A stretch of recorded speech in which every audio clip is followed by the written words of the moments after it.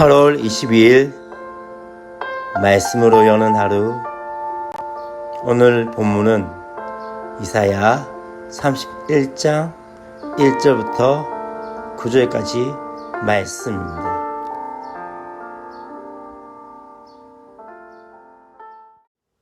사랑하고 축복합니다. 8월 22일 말씀 묵상을 나누고자 합니다. 어떻게 금요일 잘 보내셨습니까?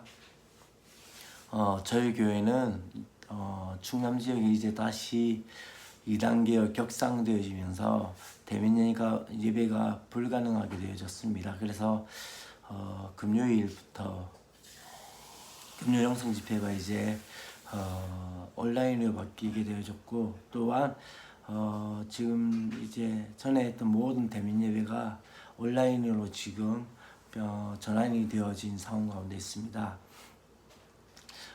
이런 상황들이 참 쉽지 않고 힘들고 어려운 상황인 것 같습니다.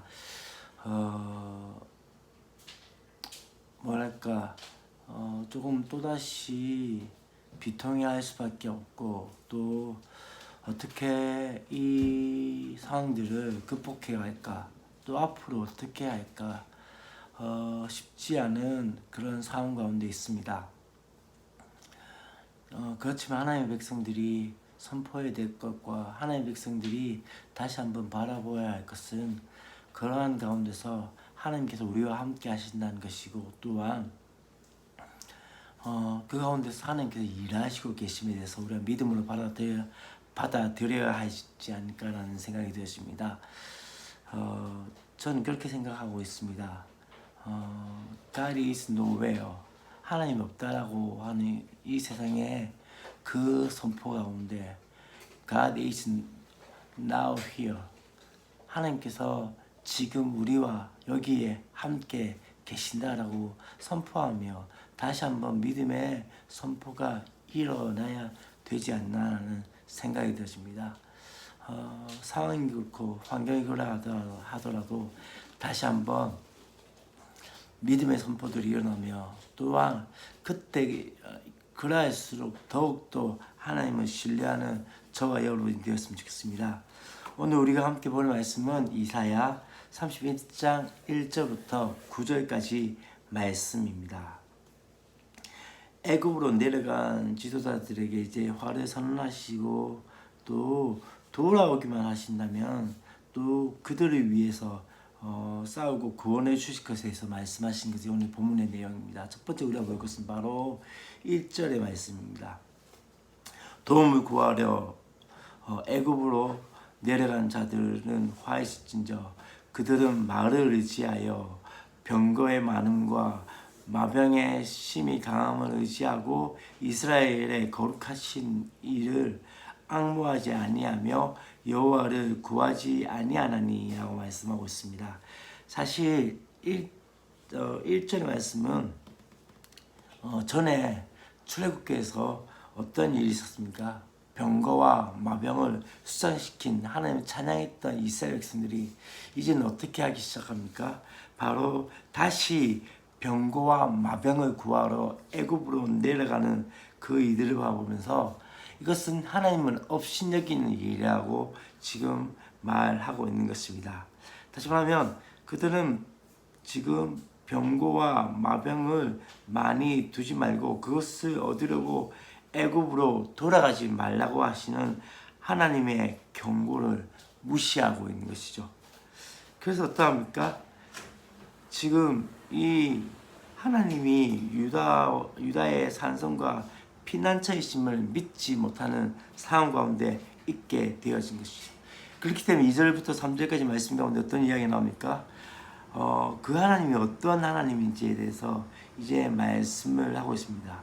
여호와께서도 지혜로우신즉 재앙을 내리신 것이라 그의 말씀들을 변하게 하지 아니하시고 일어나서 악행하는 자들의 집을 치시며 행악을 돕는 자들을 치시니 애굽은 사람이요 신이 아니요 그들의 말들은 육체요 영이 아니라 여호와께서 그의 손을 펴시며 돕는 자도 넘어지며 도움을 받는 자도 엎드려져서 다 함께 멸망하리라 라고 말씀을 합니다. 다시 말하면 그 하나님은 악인을 벌하시는 지혜의 하나님으로 나타납니다. 유다는 죄를 돌이켜 하나님께 돌아가야 하지만 오히려 어떠합니까? 하나님에게서 돌이켜 애굽으로 지금 가고 있는 상황 가운데 있습니다. 사실 지금 강대국이었던 이 애굽을 의지하고 있는 것은 어쩌면 그들의 생각 가운데 동맹을 맺는 것은 그들이 생각하는 것 가운데 가장 지혜롭다고 생각했지만 하나님께서는 그 계획을 좌절케 하심으로 말미암아 그들의 어리석음을 드러내시고자 하는 것이죠. 애굽이 심판받을 때 다시 한번 유다 가운데 생각한 것이 무엇입니까? 사전 말씀에 나온 것처럼 사람이요 신이 아니고 그들의 말들은 육체요 영이 아니라. 다시 말하면 그들은 사람이고 그들의 군마는 그냥 육체 덩어리와 같은 것이라고 지금 말씀을 하고 있는 것이죠. 그렇기 때문에 지혜로운 사람은 악한 일에 지혜로운 사람은 하나님께서 어떻게 하십니까? 악을 벌하시는 하나님을 만나게 되어질 것이고 악한 일에 한없이 어리석은 사람은 어떻게 합니까? 그를 도와주시는 지혜의 하나님을 만나게 되어진 거죠. 로마서에 어떻게 얘기합니까? 선한 데는 지혜롭고 악한 데는 미련하라고 말씀하고 있습니다. 그때 평강의 주님께서 속히 사탄을 너희 발 아래에서 상하게 하시겠다고 했던 그 말씀을 기억하셔야 됩니다. 이제 이 하나님은 어떤 하나님이십니까? 4절부터 5절 또 8절부터 9절까지 말씀 가운데 자기 백성을 원수의 손에서 구원하시는 하나님. 유다를 포위한 이 아수르의 군대는 사람의 칼이 아니라 바로 하나님의 칼에 망하게 되어집니다. 친히 하나님께서 전사가 되셔서 시온의 언덕으로부터 아수르를 공격하실 것이라고 말씀하고 있는 것이죠. 바로 하나님이 유다와 함께 하시면 어떤 강대국이라도 상할 수 없고 그들을 해할 수 없다는 것을 말씀을 하고 있습니다. 지금 우리는 여러 가지 방법들을 모색하고 있지만 더 중요한 건 무엇입니까? 그 가운데 우리가 해결할 수 있는 것은 아무것도 없습니다. 진짜 중요한 건 무엇입니까? 우리가 해결할 수 없을 때 하나님께서는 행할 수 있다는 것을 우리 믿음으로 나가는 것이죠.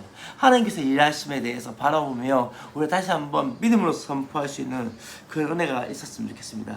감당할 수 없는 문제를 놀라운 방법으로 해결하실 그 하나님을 의지하며 신뢰하며 나가는 것이죠. 잠잠하게 하나님을 바라보는 것입니다.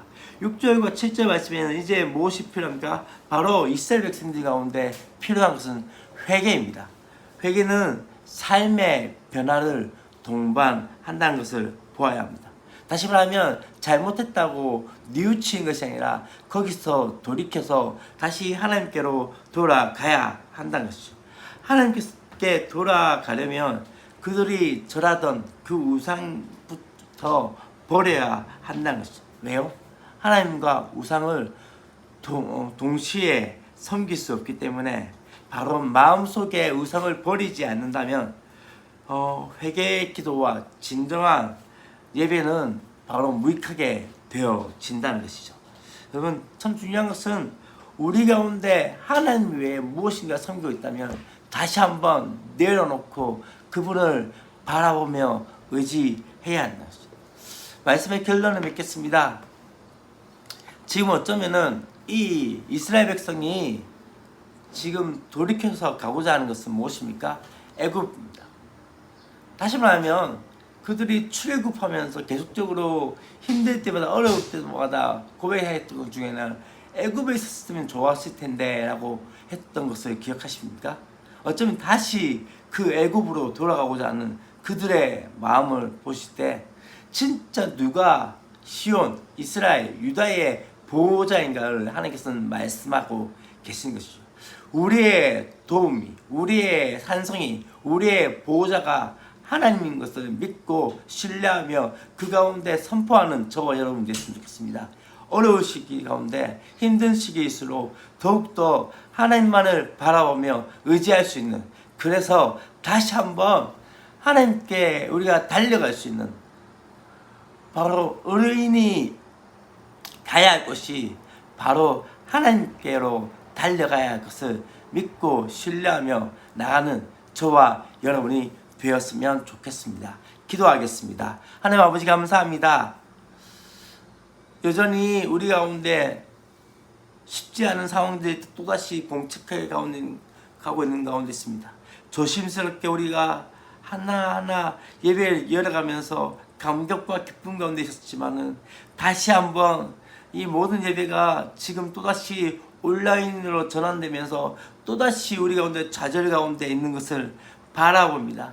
어쩌면 이 생산 가운데 계속 우리 가운데 선포하는 것은 하나님이 없다, God is nowhere라고 이야기하고 있는 가운데 있습니다. 하나님 그러할 때일수록 God is now here라고 이야기합니다. 하나님 바로 여기에 우리와 함께 계시다는 것을 선포할 수 있는 하나님 백성이 되게 해주셨습니다. 우리의 도움이, 우리의 산성이, 우리의 또한 피난처가 주님인 것을 바라보며 세상을 바라보며 애굽을 바라보며 또한 아수를 바라보며 나가는 것이 아니라 하나님을 의지하며 신뢰하며 나갈 수 있는 우리의 삶이 되게 하여 주시옵소서. 주 예수 그리스도의 이름으로 기도합니다.